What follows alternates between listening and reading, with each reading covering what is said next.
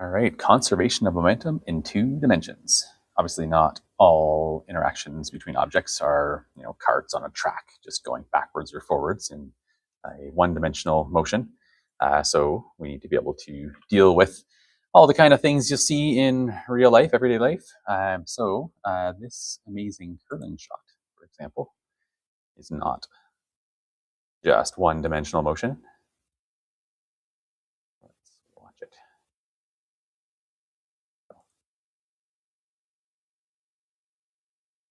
Holy. Arts is watching. Mark during the fifth end break passed the message along. Just cleans the house, right? Anyways, if you're a curling fan, you know a little bit about it. But anyways, so one thing I know about it was momentum conserved. You're like, yeah, because momentum's always conserved. So yeah, when we're analyzing such things, then that means we're going to have to be able to deal with momentum in two dimensions. So looks like this, right? We know momentum is a vector quantity. And so you can break it into its x and y components. And so if we had an object that's 10 kilograms traveling at 20 meters per second, east 30 degrees north, then you can break it into components just like normal, right? So let's do this one first actually here. So the y component would be the 200 and then times the sine of the 30. I know it's sine automatically because it's opposite the 30 degrees. You could, of course, work from scratch, saying sine of 30 equals that opposite side over the hypotenuse and solve and so on. But in physics, we do it so often, we just say, hey, opposite the angle, we're a sine, and for adjacent, we're going to be a cos, right? So this is going to be the 200 times cos of 30. So you get values, okay? So like the meaning of this, obviously if it's slammed into like a north-south barrier, then that horizontal component is sort of how hard it would hit the wall, how much momentum it would carry into that angle of the collision. And yeah, the other for a vertical or an east-west barrier, the vertical momentum would be the effective amount of hit, right? That's what momentum's kind of about. So conservation of momentum in two dimensions. Obviously, we have conservation of momentum is a thing, right? The change in momentum is zero.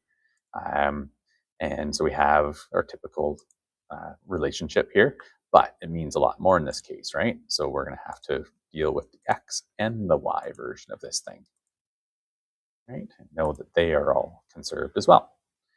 So we need to deal with those things separately, right? Just like with vectors, you can't add one vector at an angle and then another vector at an angle and expect the 5 plus the 2 to equal 7, right? Because the 5 and the 2 aren't in the same direction necessarily, or whatever the numbers are. So your x version and your y version both have to be dealt with. And yeah, so it's really the same work as in one-dimensional stuff, but just twice. And then with a little extra work at the end to combine them back to get a final answer. Just like with our component work with adding or subtracting vectors that we've seen. So here we go, good old curling question. We've got two curling stones, each mass of 19.5 kilograms. And the first stone hits a stationary second stone, and so on, right? So with a velocity of 5 meters per second north, then if the velocity of the first stone ends up being a certain value, so here's back to our usual stuff where we are giving one of the final velocities, and then conservation momentum allows us to calculate the other one. So in a situation like this, of course, you want to establish a direction system. So just pick, to the right and up as your positives, pretty typical. And we have the directions, even if it didn't give the original direction, you'd still just pick one of them, right? So you could just have, if it said it was traveling a certain way, and then sometimes the other things are given as an angle relative to the direction of the first one. So don't let that mess you up, okay? But in this case, it was north, so there's the 5 north. And notice that we give an x component of 0, so this is all a y component in this particular case. And then for the final, though, we've got this 3.2 at an angle, and so we're going to have an x component and a separate y component. Right? I didn't draw the y component in yet, but maybe I'll do that right now. I'll make this be a different color. And show that on here as well. Right, so you got your y component, v1 prime y, and so on. All right, so we go ahead and we do these things, right? So we know we have conservation momentum in the x direction. We're going to do that one first. And so we're going to deal with it just like normal, plug in all the numbers, solve for the unknown x component of the final velocity of the second curling stone. Okay, so we're getting a positive value there, so you can tell it's to the right. And then the y conservation momentum in the y direction. So here we go. We got numbers plugged in for that. Very usual stuff that we're used to. It's just twice, right? So don't let this intimidate you. It's not really any harder than what you've already done. Just two of them and then combining it afterwards, right? Which we've already done with other vectors, so shouldn't be too big of a deal. Final velocity then, we're going to need to combine these things, right? So we need the x component and the y component added up. We certainly can't just add the 1.6 and the 2.23 directly and get our, 3.83 or whatever. That's not going to be our answer.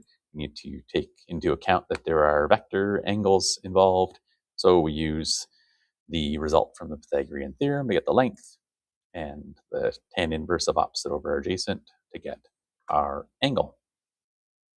All right, so even though it seems kind of intimidating, you see that curling shot and, there's a lot to it, but in the end, it's really just two of what we've done before, right? So hopefully that's not too big of a deal.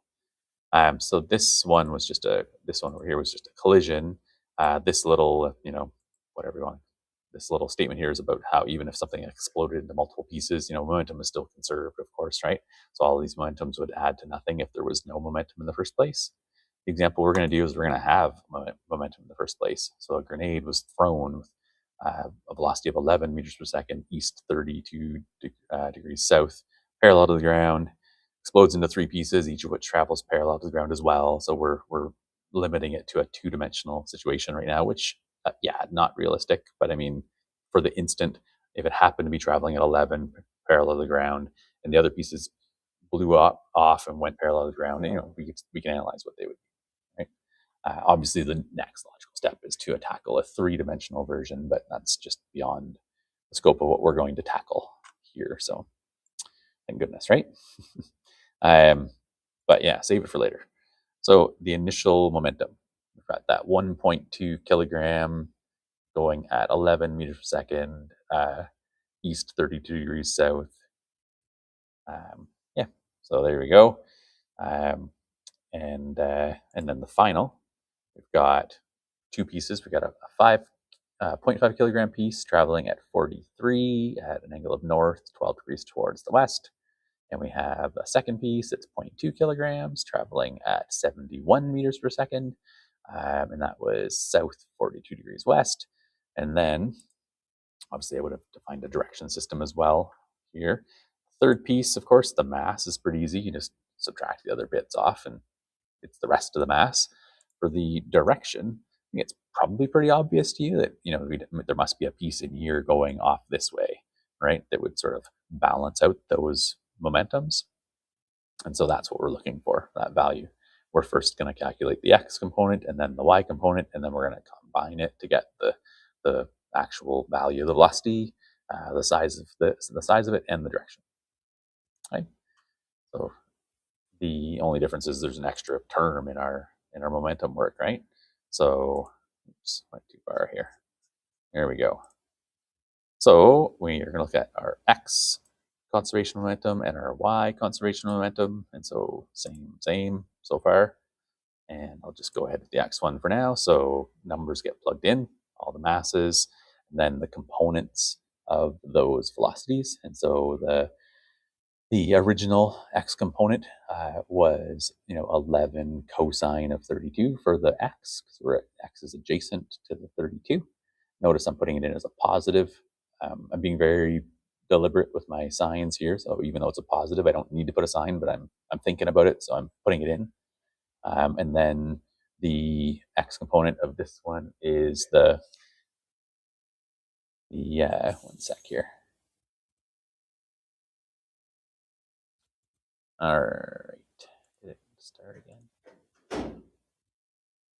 Yeah, sorry. All right, so we've got our numbers plugged in. Yeah, this x component was to the left. This one's also to the left. And then this one's just going to end up being whatever the math says, right? So that's a vector quantity here still. So it's going to determine things for us like we've done in the past. So combine those, get that big negative number, add it to both sides. We end up with that amount there, dividing out the 0.5. I didn't show it, but I think it's pretty obvious. We got that number for the x component, and similar work over here, signs being considered as well. So the y component's negative, this y component's positive, this y component's negative, and then this one's going to end up being whatever the math says down. So we can see we're going along with what our drawing, my drawing was, the x component being large, the y component being smaller, and certainly pointing down. And yeah, there you go. There's the final smaller one there. And so then we're looking at the final velocity. We need to add those together. Of course, we can't just add them directly and as just normal numbers. We have to take into account the fact that there's angles involved. And so we look at the picture. You know, it's a good idea to draw a little diagram to help yourself out. When I'm putting the component values in, I'm just putting the sizes of these, or sizes of sides of triangles. The negative means down, but the picture is showing down, right? So I'm not thinking of the negative there. I'm not using the negative really, particularly when I do the angle.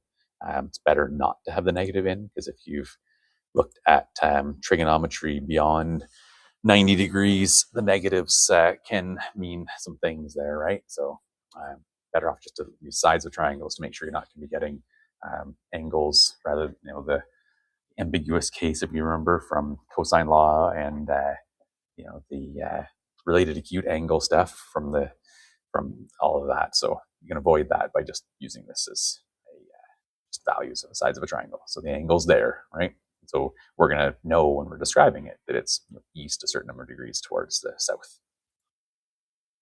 All right, so for the sides, of course, we're just doing the Pythagorean theorem, and it gives us values here. So I've got, you know, I kept lots of decimals along the way. At the end, I'm rounding reasonably, you know, or whatever. Maybe it was 3 significant digits the whole way, so I kept that. And so we have a therefore statement. Therefore, the velocity of the third piece would be, you know, the 62.5 meters per second, east 36.3 degrees south. And if we were asked for momentum, I would recommend you use lots of decimals for that calculation, and then again round to the appropriate number in the end, because that's just what engineers do, right? Keep as many decimals as you can along the way, round to show what you can trust at the end. Good. All right. So that is another one in the books. Thank you for watching. See you later.